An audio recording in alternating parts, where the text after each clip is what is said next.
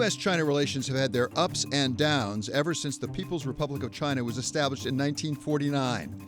President Nixon and Henry Kissinger reestablished relations in 1971 after nearly 25 years of isolation.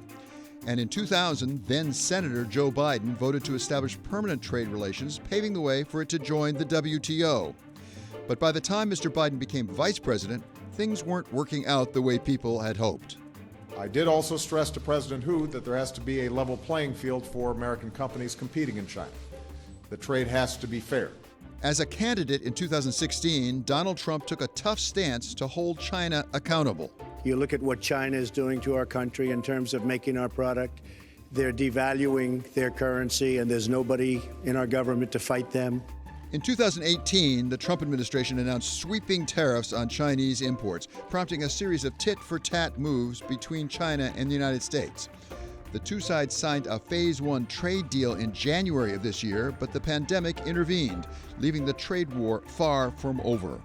When President-elect Biden takes office, he will have to decide whether to maintain tariffs on about $360 billion of Chinese imports. I'm not looking for punitive trade. The idea that we are poking our finger in the eyes of our friends and embracing autocrats makes no sense to me. After winning the election, President-elect Biden set the stage for working with allies to address the big issues with China. This is, again, to use my 3 C's, this is where competence, coordination, and consistency are going to be especially important.